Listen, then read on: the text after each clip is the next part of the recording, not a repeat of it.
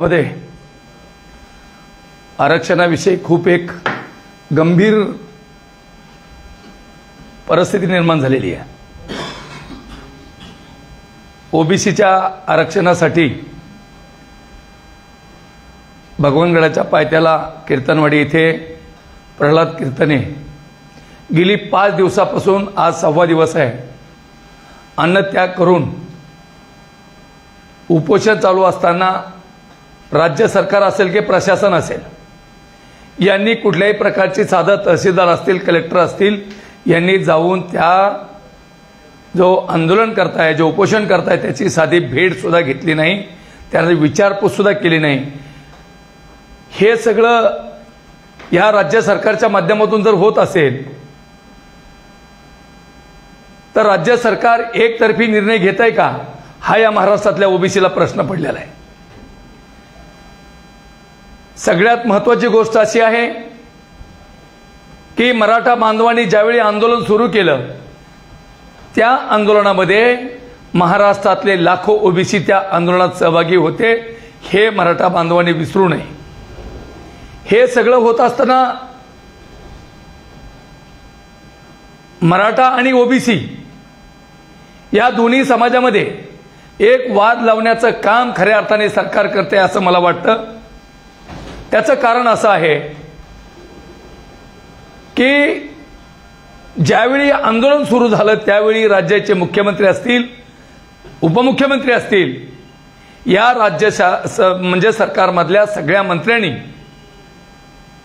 यांनी अशा प्रकारचं आवाहन केलं की ओबीसी मध्ये आरक्षण मराठा बांधवांना मिळणार नाही, ओबीसीच्या आरक्षणाला धक्का लागणार नाही, ही भूमिका राज्य सरकारने घेतलेली होती। याच्यावर अनेक बाईट झाल्या, अनेक चर्चा झाल्या, अनेक पुढाऱ्यांनी आव्हानं केली।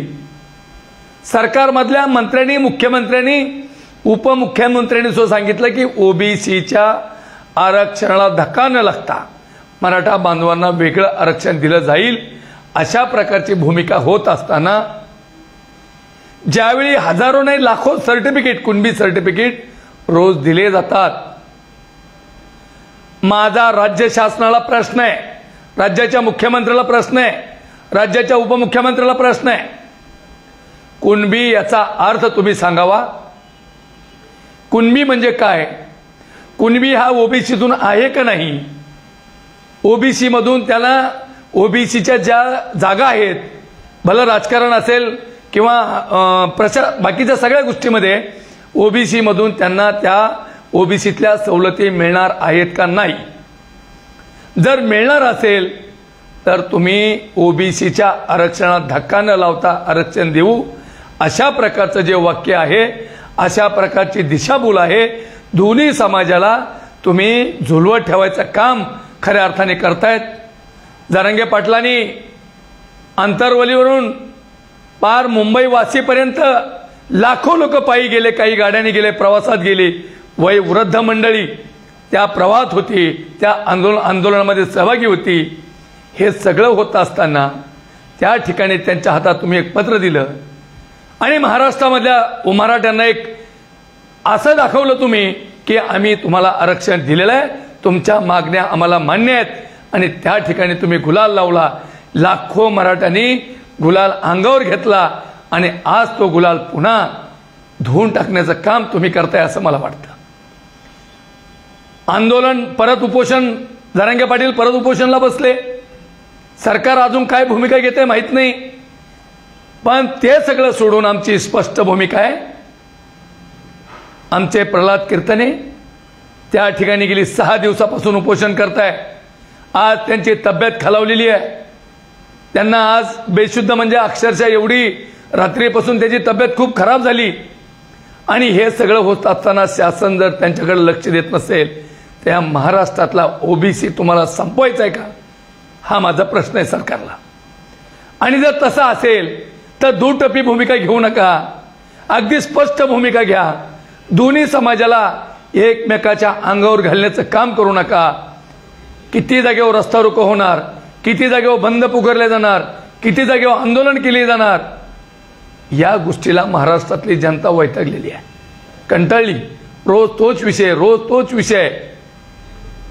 म्हणजे शासनाला करायचंय काय हा माझा प्रश्न आहे. त्यामुळं राज्य शासनाला माझी विनंती आहे, उद्याच्या अधिवेशनामध्ये ओबीसी शिवाय आरक्षण मराठ्याला दिलं पाहिजे. ओबीसी मधून आरक्षण मिळालं नाही पाहिजे, ही तुमची भूमिका आहे. हे तुम्हाला या प्रश्नाचे उत्तर या जनतेला द्यावं लागणार आहे. ही जनता तुम्हाला विचारणार आहे. या महाराष्ट्रातल्या 18 पगड जाती ओबीसीचे लोक तुम्हाला विचारणार आहेत. तुम्ही म्हणला होतात की आम्ही ओबीसीतून आरक्षण देणार नाही, ओबीसीच्या आरक्षणाला धक्का न लावता तुम्हाला आरक्षण देऊ, याचे उत्तर तुम्हाला द्यावं लागणार आहेत.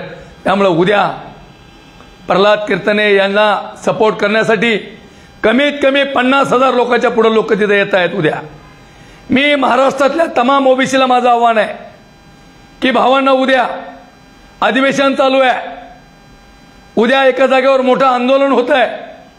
उद्या महाराष्ट्रामध्ये अनेक जागेवर ओबीसी रस्ता रोको करणार आहेत, अनेक जागेवर आंदोलन करणार आहेत. ओबीसी बांधवांना, तुम्हाला ही अस्तित्वाची लढाई आहे.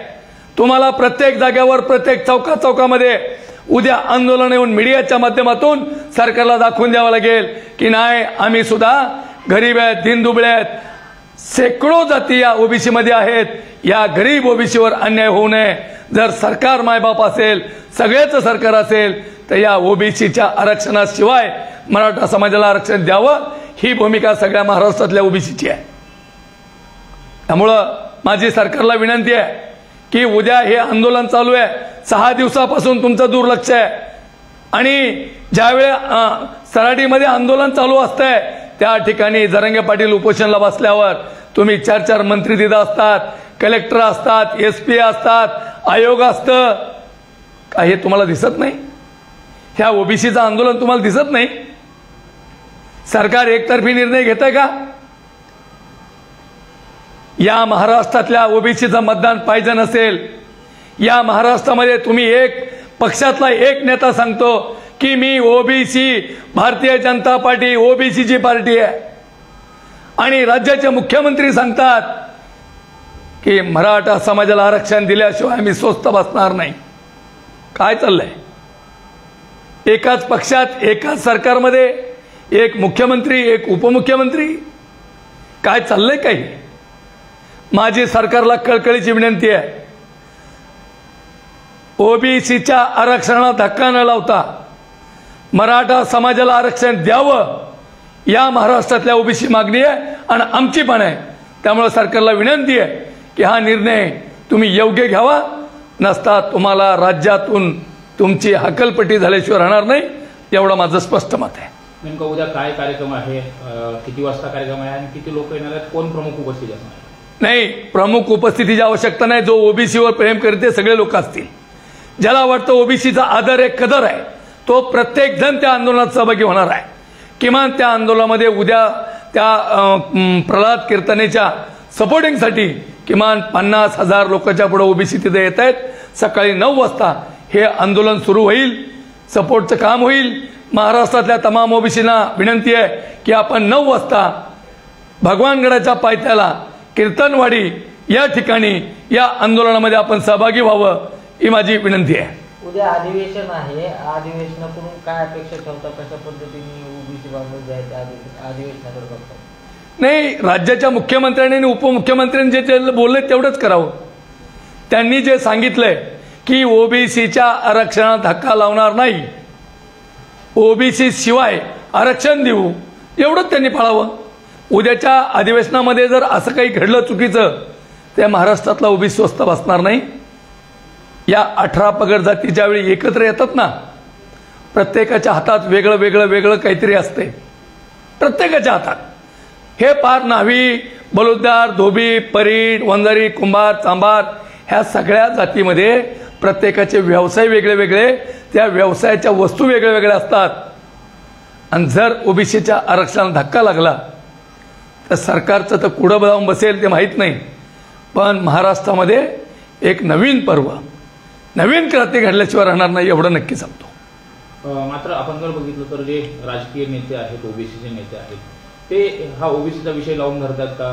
जर समजा उद्या अधिवेशन असेल त्यामध्ये ओबीसीचे आमदार देखील खूप मोठे आहेत, त्यांना काय तुमचं आव्हान असेल? नेमके ओबीसी नेते करतायत काय? ओबीसीच्या नेत्यांना सुद्धा जर भविष्यात मतदान पाहिजे असेल, त्यांना जर अपेक्षा वाटत असेल, दूध टप्पी भूमिका घेऊन फायदा नाही. आता कुठेतरी एका डगरीवर गेलं पाहिजे. दोन्ही डगरीवर हात ठेवू नका.